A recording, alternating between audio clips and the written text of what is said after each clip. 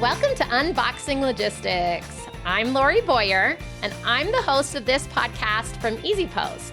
In this podcast, we dive into all of the latest trends and going-ons in the logistics and shipping industry. And today, our guest is the one and only Veena Harbaugh. Clap, clap, clap, clap, clap.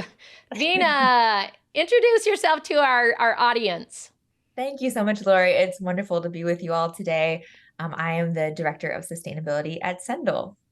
Okay, you guys heard that. The Director of Sustainability. So cool. I was just telling Veena she's forgotten more about sustainability than I've ever known. So today I get to be the one asking all the stupid questions, getting to know Sendle. I bet a bunch of you haven't heard of Sendle, so we're going to find out what in the world Sendle even is. We're going to talk about sustainability. This is specifically, shout out, small businesses today. You are our focus. I know Sendle really focuses on small businesses and does incredible things for small businesses. So today, small business is your day. We're going to be talking all to you about your sustainability options. So thank you so much, Veena, for being here. But before we get going, we always our community really likes to get to know the people in the industry. I feel like, we're all kind of fighting the same battle out here, but we don't always know each other, our fellow soldiers. So Veena, today, I am actually just going to ask you questions. We often do this or that, but Veena is smart, funny, and amazing. So I'm going to give her the leveled up version of Get to Know You. Let's do it. Okay, Veena. Suddenly there's 25 hours in the day. Yeah. What would you do with your extra hour each day? I would sit and read with my dog, which is such a quiet answer for someone who's very active. But if I get 10 minutes of that in the morning, it's just the best. So if I had one more hour of that, of just reading and letting her sit on my lap, yeah, that would be beautiful. You'd love it. Now, does your dog read? She she doesn't read, and she really could use a little bit more education, to be honest. Okay. So, I think that's a perfect use of your time then. She can get a little more exposed to the reading element. Awesome. There's a lot to learn. Okay. What is something you're looking forward most to when you retire? Oh, this is funny because I almost already sort of live a little bit retired. My husband and I have a truck camper, so we get out RVing with the older crew a good amount. So I think that's it. We love to get outside, explore the outdoors, and I would just want to spend more time doing that. Would you hop in your RV and live there full time? Yeah. We bought a truck camper that is big enough that we could see living out of it for an extended amount of time with that as a dream in our back pocket, for sure. Okay. I can totally see why you work as the Director of Sustainability, because you care about our planet. You want to be able to go out and visit it still. So that's awesome. It's such a beautiful, anytime I get outside, it does really ground me in terms of why we do this work. And then also it's just that, salve to whatever stress I've got going on. Are you the kind of person then who can survive without a cell phone, without the internet? I do like connection. But I would be happy for an extended period of time to not have a device, for sure. Yeah. I think that I want to do that, but then I'm a little bit terrified of it. At the same time, I'm like, I want to just disconnect, but then I'm like, So, all right, last question. Are you professional clothes, casual clothes, or sweatpants kind of gal? I like to live in the full range. I start the day with some sweatpants and a hoodie. But by now I do like to put on a shirt. I love vintage clothes. And so getting to kind of dabble and express myself with that, I like to, but I like to not, feel like I have to. So this work from home is kind of perfect for me. Wow. So you're doing the whole range in a single day. Yeah. You're like, hey. Then we get the workout clothes in. So I do produce a lot of laundry, unfortunately. I was going to say, a lot of laundry, it sounds like. Hey, that's awesome. Okay, Veena, we are going to be talking sustainability today. This is a topic that it's been really interesting to me because over the last few months, I do a lot of webinars. I meet a lot of people, talk to different people in our industry all the time. And it's a big question in people's mind. It's something that's coming up a lot. Yeah. Just recently, actually, just in the last few days, last weeks, we here at Easy Post announced that we are doing a 100% carbon neutral shipping option, totally free. So that is super exciting. And so I am really interested to hear from some of our partners, some of the other people in the industry, what is going on in your area. And really, again, for our small businesses who are here today, what they can do to kind of get things moving. So let's first by just talking about who Sendle is, what Sendle does, and then we're going to talk a little bit about sustainability. Yeah, absolutely. And first, that's so exciting. It's so exciting. I've been so thrilled. So Yeah. And so Sendle, we do shipping for small businesses, as you mentioned. And since day one, we've been 100% carbon neutral. So we work with a network of carriers to kind of stitch that together. So it's a seamless experience for small businesses shipping, where they're having just kind of a simple process where they're processing their orders as they would, but then their shipment might go through a number of different regional carriers. And we, since kind of day one, part of our ethos was we want to do best we can for small businesses, but also for the planet, and that there doesn't need to be a trade-off there. So we have offset 100% of the shipping emissions. And so we're so excited, to see more companies doing the same thing, because we've always seen it as, we don't want to be the sustainable shipper and just kind of have a segment. We really want to be pushing for change for the whole industry. And so seeing more and more companies, follow similar practices or really work on reductions in their shipping networks are, signs that we're moving forward in a good way. yeah, it's awesome. It's companies like Sendle and many of you out there. Shout out to you guys who are really kind of the tip of the spear here for sustainability. You're great examples to everybody in the industry. What can you explain about how maybe Sendle's approach to sustainability may be a little bit different, or what is unique about Sendle and what you do for sustainability? Yeah, I think the most unique thing is it was from day one. So it was really embedded, and I kind of a longer story, but before there was Sendle, there was another company that was really focused as an environmental solution. And it was like free cycle or buy nothing, but with a shipping component. And in the process of building that company, which was called Two Share, that we ended up solving for a lot of the pain points that small businesses feel with shipping. So we were able to, do better rates than people were able to access through. This was in Australia where Sendle started. So better rates than Australia Post. We were able to pick up from people's homes, which was a big barrier. And so in the process of solving for those pain points of, why should someone ship an item to a stranger to keep it from going to a landfill versus, just kind of dumping it. When we solved for those pain points, we also built this incredible shipping solution. So from the very beginning, it had this environmental ethos, and one that was really innovating in terms of seeing what the breakdowns were in the current shipping network and solving those. And it created the perfect solution for small businesses. Yeah, I'm glad you brought up small businesses. I invited you specifically to talk to our small businesses today because I know that Sendle has had a real focus and a real emphasis on helping small business. What do you feel like are maybe, especially around sustainability, what are some of the challenges small businesses face when it comes to sustainability? There are a lot, and I think a lot of that comes down to, well, there's some advantages too. So it's not all Okay. problems, but I think a lot of it, and the small businesses that we work with, some of them are side hustle businesses even. So they don't even have fully dedicated time of one person, and then they're graduating to then, being moving from the living room to the garage and maybe being a solopreneur.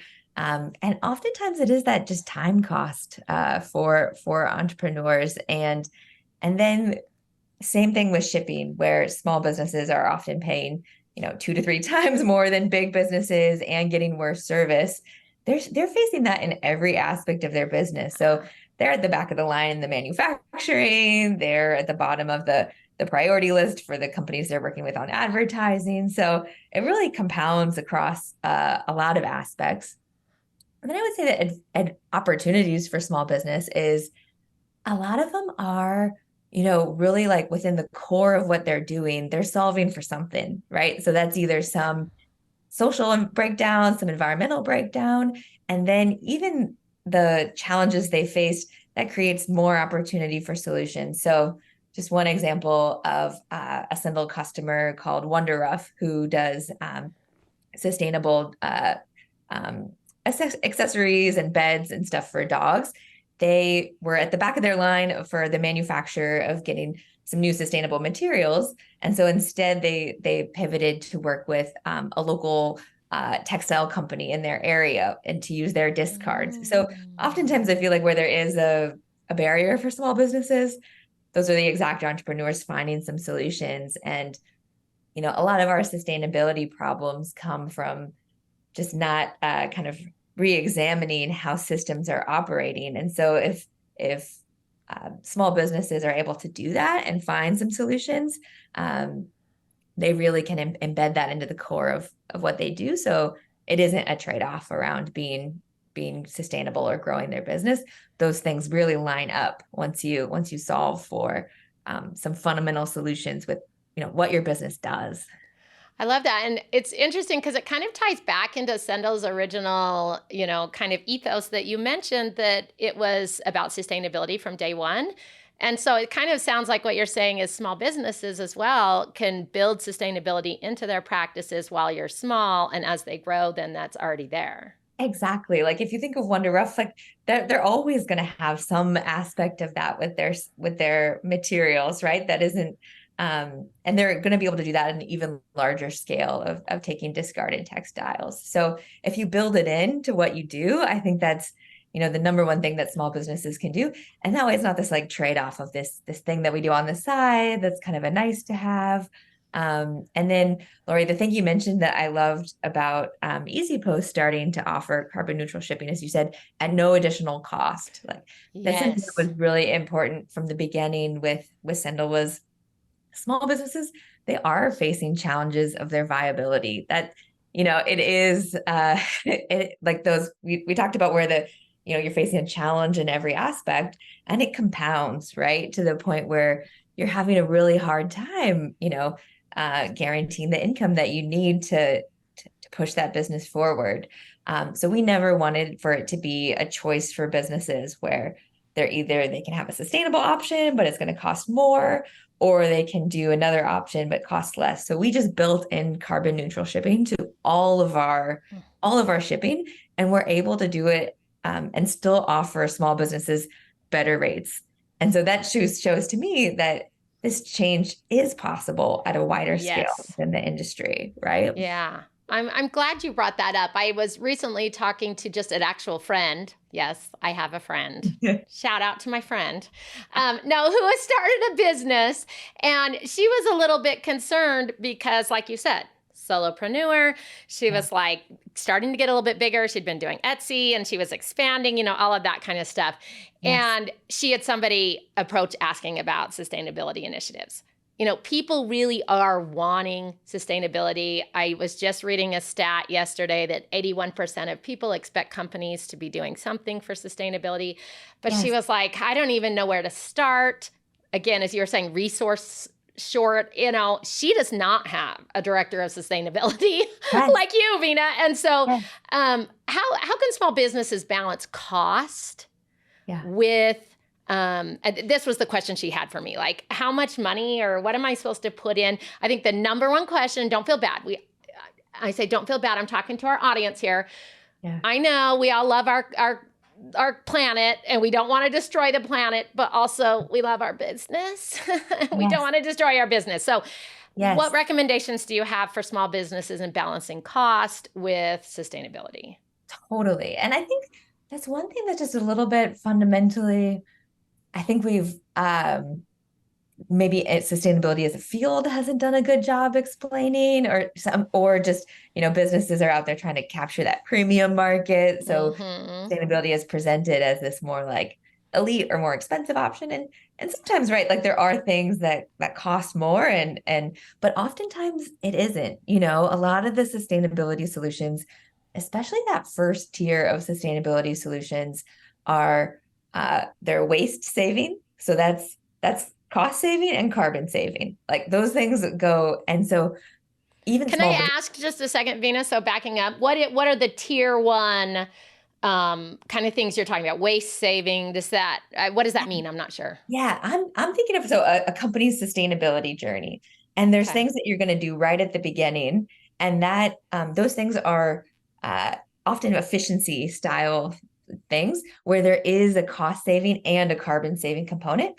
And then further along, as you get into that journey, you might be making some investments, right, into new materials, into working with a different manufacturer, things like that, where there you might be making some investments, but by that point, your business is building to the point where you're going to be able to capitalize on a customer segment that's excited about that. You're going to be having some other kind of you're going to be lining up your growth because we talked about how what you do as a business is going to be aligned to sustainability. So you're going to be able to capture revenue related to that. But in the very beginning, it's like I would be looking for cost setting saving solutions that also have a sustainability component. So very simple ones are like right sizing packaging, right? Like if you're Okay. if you're putting like uh you're not paying for any empty air. You're also not uh emitting more because that truck is able to be packed more efficiently. And so there's so many places where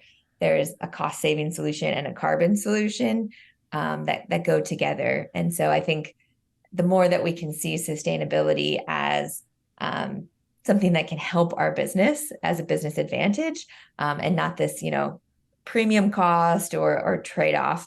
And we're going to be building in things that truly help our business grow and fund that long term viability of our business. Okay, I love that. So step one is look for things Yeah. that help both you save money Yeah. and are sustainable. Like we often don't think about it as being sustainable, but I have completely gotten like giant packages so big and there's like a little can inside. And I'm like, well, on Christmas, that's exciting for kids when you got a giant present wrapped up. Yeah, probably not as good for the environment. Or like you were saying, it's good for, our small businesses. So right size packaging is a great simple thing you can do. Are there other ideas on this sort of tier that you can think of that they could do? Yeah, I mean, it depends what your business does, right? But any of that, just tapping into that thrift type mindset, right? Okay, So, find your thrift friend and get them to come talk to you. and just really taking that perspective of what do we do and how can we eliminate waste. So I think Okay, so if that's within your manufacturing process, if that's things that you're doing to cut down on returns because returns is a you're big going one. to like take better videos of your products or things like that, like so that Mm, you're communicating better with the customer so there aren't surprises. Um, anything that finding waste in your business, which is an intuitive thing for us, right? Like we see, and then it yeah. hurts as an entrepreneur where you're Yes. like, oh no, I have all of this return to product, and it was so hard to even find those customers and connect with them, and 30% of the product is coming back. No, Yes. like so. I'd say adopting that thrift mindset is is a way that you can eliminate some of that trade-off. And then shipping as a place to start. Depending on what you do, shipping can be up to 30% of your carbon footprint. And so yeah, working with a solution like Sendle, communicating to your customer that it's carbon neutral, maybe that is at this point the only sustainable aspect of your product, but it's a starting point in terms of telling your customer that you're thinking about it and you're making a choice to support that. Yeah. Okay. You said two things that I want to touch on. First, returns. Yeah. Absolutely. Like you said, oh, it's like getting your child rejected sometimes, get Yes. sent back. But I think I read a stat, and you can correct me if I'm wrong. Again, you know everything.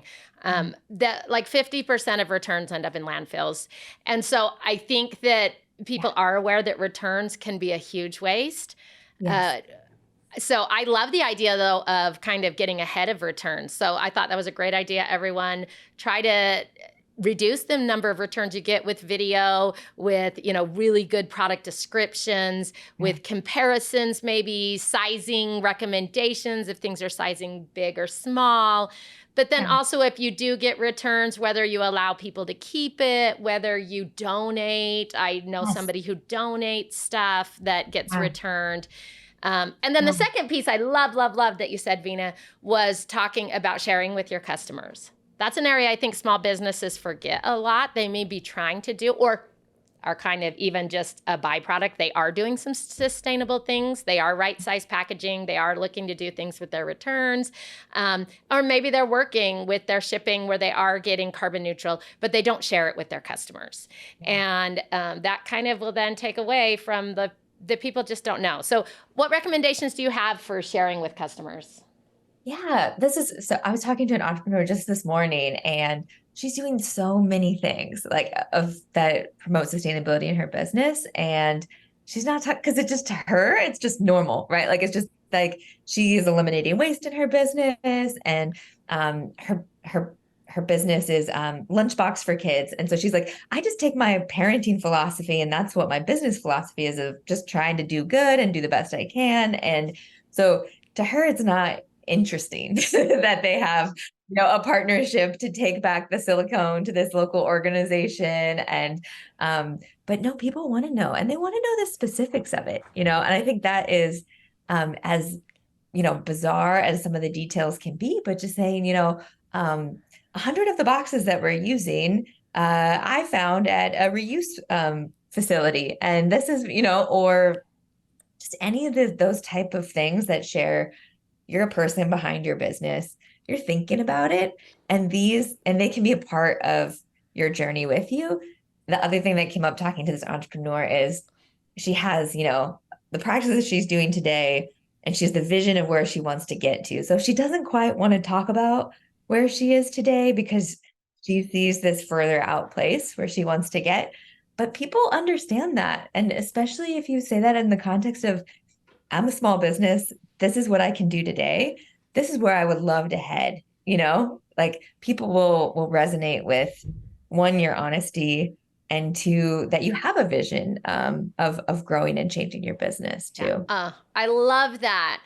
For our audience, our community out there who are small businesses, these are perfect opportunities on social media, I think. Get your camera, go out there. It can be your phone. We're Yes. not talking go hire some videographer. Yes. Take your phone. People are completely comfortable with you using a regular phone. Show, look, these are big boxes, these are small boxes. Or look, this is where I'm getting recyclable packaging or sustainable packaging. Look, we're going to drop off these shirts that we're donating that were returned. All of those things. And then ask your own customers, what else can we do? Do you have other ideas? I'm a small business, but I am trying my best to make a difference in this world. And they are going to love that. They're not expecting you to, invest $10 million in the latest, technology tool. They understand you're a small business.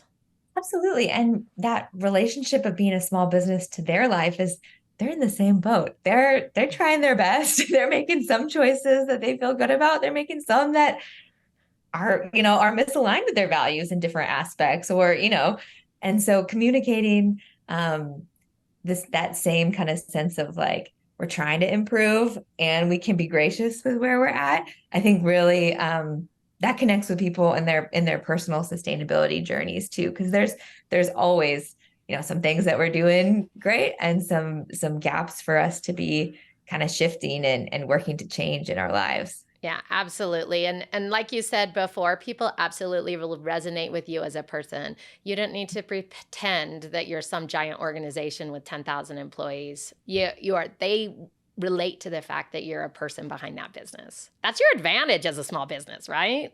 It's your advantage. And then if we think too of like the power, if we flip that in terms of the power of consumers within this big conversation, right? Is e-commerce, it's growing. It's not going back where it's right. We're going to be adding like 100 billion more packages in the next 5 years. So that trend is going.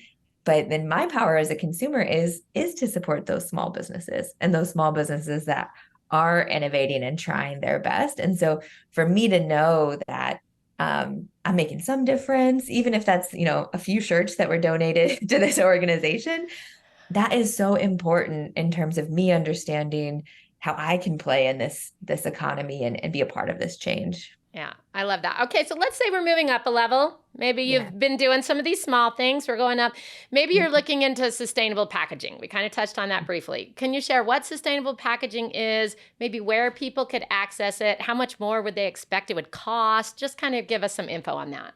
Yeah. Again, this is a place where it doesn't necessarily need to cost more. And there are some materials, right? Like if you have there are some that do cost more, like which is unfortunate, right? Like it's unfortunate that it's cheaper to buy styrofoam if you're cold shipping something versus this amazing new company that's a B Corp that's making these wool pouches that will, but there's a cost difference there, and that's Yeah. such a bummer, right? It's like when the Twinkie is cheaper than the salad I should get. Yeah, I got and it.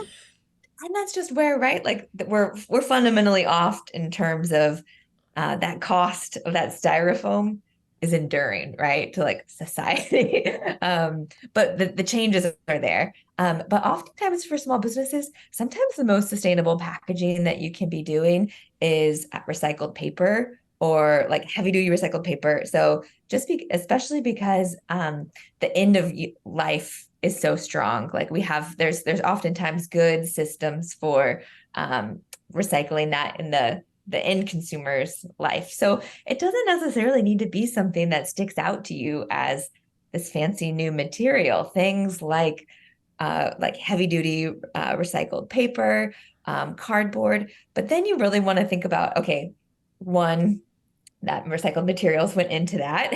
And then two, really communicate to your customer to recycle, like think about the end use. Mm. And if it is really a part of your brand, you could think about some more kind of fancier style things. You could think about a reusable pouch, which even if they don't send it back to you, the fact that they have a sustainable mailer to send on to someone else. We at Sendle, we do 2 sustainable package offerings just to help our customers with this transition to more sustainable materials. So we offer fully compostable mailers, which break down all the way for home composting, which is so cool because it's like if you don't have access to municipal recycling, you have a place where some dirt you could stick that in probably. And then we also offer these mailers that are called plastics. They're really, really cool because they're made out of ocean-bound plastic pollution. It's still an amazing sustainability solution because that plastic that it's made from was going to be pollution in the ocean. And it's the type of plastic that's hard to recycle. So it's like chip bags, things like that, that needed to go through this specialized recycling process. So things like that, where there's a solution either ahead of it where something interesting happened to keep that resource cycling, like the plastic mailers, or where there's a good end of life like the compostable mailers. That's where you want to tune into around the sustainability. Do they need to look at a specific place? How do they find these kind of materials? Where should they get that packaging? Yeah, we offer those two, and then I wish that there was like a a real One-stop repository shop? of them, but otherwise, I think that these are more normal materials in your life than you're thinking about. And I think even being open to the packages that are coming to you, reusing those boxes and finding some other ways to incorporate your branding. So um, we've seen some really cool, interesting things of yeah, either companies taking one route where they do really customized packaging and they're printing, all of their things right on the box so that they don't have to include additional mailers. Or you can take the other route where you're reusing packaging, but then you're incorporating your own branding through stamps or other things that help show that, that. But people will be forgiving around it being a box that isn't like perfectly crisp, if as Yes. long as it shows that it still has that love and attention of a small business. Yes. So it's interesting. I liked how you said to educate your customers Mhm. about, hey, you could recycle this, or this is recyclable material, so make sure that you're disposing of it the right way. That was Yeah. something I hadn't thought about, but is a great way to kind of, again, show customers that you care and that you are working on this sustainability. Yeah. Can you just slap a sticker on there or something that says recyclable, or just give instructions like, don't forget to recycle this? Yeah, I see that on things. And then you even one step further is you can encourage reuse. So something like with our mailers is it has two sticky tabs, right? So that it's encouraging people to, they receive it one time, but then it shows, yeah, cut here, and then you reuse it. I've seen some Ah. really cool things of some companies. They send you it in a bag, and then they're encouraging you to fill that bag and including a shipping label for you to donate your clothes or things like that. So you could think Yes. about the end of life of that material getting recycled, but you could even think about how could I keep this material cycling at a higher use. Yeah. Yeah. Oh, that's really smart. I love that idea. So, community as well. I'd love to hear. A lot of these ideas are just like you said, like, oh, just being smart about what we're doing with our waste and with the end product. So that's really cool. You mentioned briefly some of the packaging may be, certified or whatnot. That's another area that I get a lot of questions on: regulations, certifications. I would just love to hear your guesses. This is like Veena looking into the forecast of Magic Ball. But our businesses, do you think that we're going to see stronger regulations coming down towards businesses? What I'm hearing from people are, do I need to like start doing stuff now so that I'm going to be meeting regulations in the future? Or do you think that I've got a while? Or how can I track what I'm doing? That kind of stuff. Yeah, there's definitely regulatory changes happening, and globally, but then also within the US. Yes. Most of those regulatory changes are focused on large businesses, which Okay. makes sense in terms of the design of the regulations, where they have like really substantial reporting requirements and things that don't quite fit for businesses. So for me, for small businesses, the emphasis is less on meeting the regulatory requirements Great. because those, yeah, I think makes sense that they're focused on public companies or companies doing a certain revenue threshold. But for small businesses, it's more on this opportunity side, right? And so some certifications that I think are helping small businesses navigate the opportunity side. I'm really passionate about the B Corp movement. Before joining Sendle, worked at B Lab, the nonprofit that certifies B corporations. And during my time there, I saw the number of B Corps double from like 2,500 to 5,000. And then I also saw full range of, these solopreneurs that we're talking about to Yeah. relatively substantial large companies certifying. And all those companies found some form of value from it. And so I think for small businesses, the value is really finding some framework that can help you with making these decisions and choices, and especially as your business is maturing. So some of the things that you're asked on the B Corp assessment, if you're a solopreneur, just aren't going to be relevant. They're about your employee policies, things like that. But it'll give you this kind of direction as your Yes. business grows. And then it'll also plug you into this amazing community of businesses that are game to collaborate. A lot of our strongest partnerships are with other B Corps because we're all working on, the same thing. Yes. Yeah. I would love to have a whole episode where we talked about B Corps, but Ah, another time, Veena, I'll come another back. I'll come time. back for that, and I'll bring um, some friends. so my answer for our friends here: if you are a solopreneur and you are thinking like, I don't even know if I want to get that big. I love what I'm doing right now, Yes, this and that. yes, You're probably pretty safe from regulations. If you're like, I am going to be the next like giant yeah, corporation, start building things in, I think now, yeah. knowing that eventually you got this, you're going to be there. Is that similar if you're shipping internationally? Does that come into play at all? Yeah, and there are different, specifically even on the sustainability pieces, there are. Europe is out ahead in some of these things and has some more specific, especially around making sustainability claims. There's been some movement there, and so I think the the things that we've already talked about around being like really specific to what your actual what your practices are. If you're doing those kinds of things of um, just really clearly communicating what what value and what materials are going into your product, things like that, then you those regulations are designed to catch people who are oftentimes uh, companies that are like intentionally engaging in this game Yeah. of trying to present as more sustainable than they are. So I think small businesses, if you're doing the right thing, you're trying to grow your business, you're communicating honestly about what you're up to, you'll be fine. Perfect. So, small businesses for you, the sustainability movement is a lot more about, saving the planet, helping the planet, as well as attracting customers and making sure that you're doing your part and sharing it.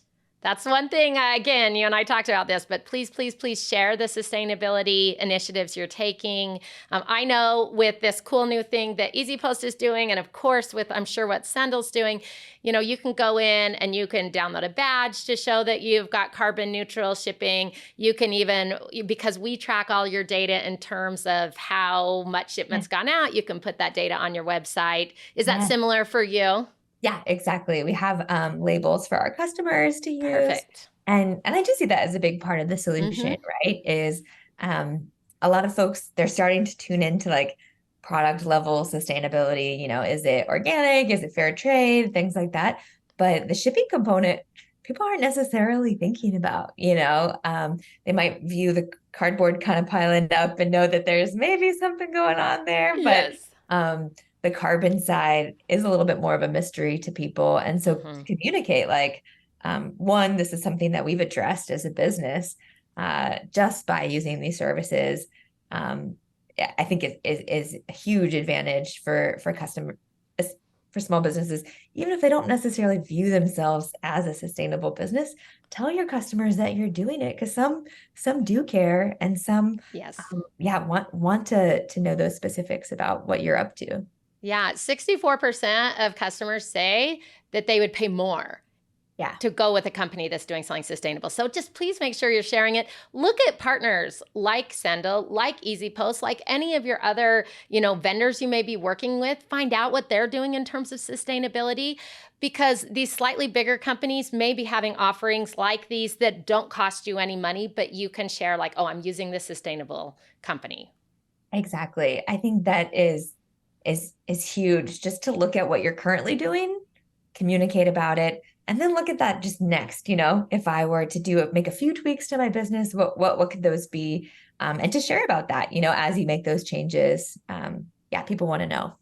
Perfect. Veena, you have been so great today. We're going to close up, but I want you to tell us before we go, what is one, maybe two, things that people, they're done listening today, what should they go do as a small business? What is their next step in terms of kind of taking their sustainability game just to the next level of wherever they are? What's your suggestions? Yeah, well, first, I mean, I didn't mention that much before that I just love small businesses. At heart, I'm an entrepreneur. That's how I view of like I want to be a part of this change in terms of building the types of businesses that, you know, meet customers like needs. And also I really understand the struggle it is of being you're doing everything, your customer service, your manufacturing, your and so first I'll just communicate a little bit of grace towards if you're not as far along or this hasn't been as much of a priority as you'd like, that's okay. And like what we've talked about, look at what you're already doing. See if there's anything that you didn't view as sustainable, but is. And then, definitely at Sendle, we love working with small businesses. That's our heart, and and what we really view our purpose as leveling the playing field for small business. So that's through rates, that's through service, and ease of using our tools. And so we would love, yeah, check out Sendle if you're not familiar would be the next action. And then my last one, which is a kind of a bigger ask, is to look at your business. What do you do? And is there anything within the core of your business model that could be helping address some environmental or social issues? So that might be through the materials, the customers you serve.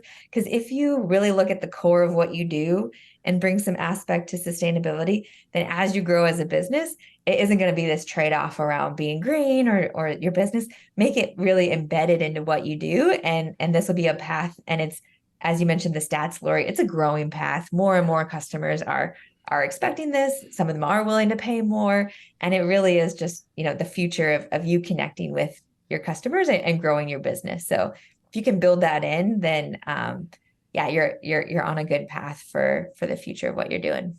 That's awesome. Thank you, Veena. Where, if our community wants to reach out to you, are you on LinkedIn? How can they follow you? Yeah, I am. And then also Sendle is active on all those platforms. So definitely check them out. Sendle.com, Instagram, we're at Sendle. And then yeah, on LinkedIn, it's at Sendle. And I'm there too if you have any kind of specific questions that you'd love to connect on. That's awesome. So everybody reach out. I'll include that contact info in our notes in the bottom.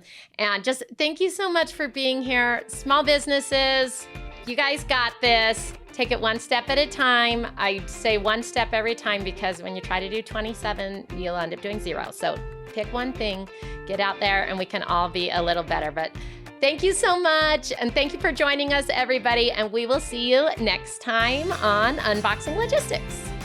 Thank you so much, Lori.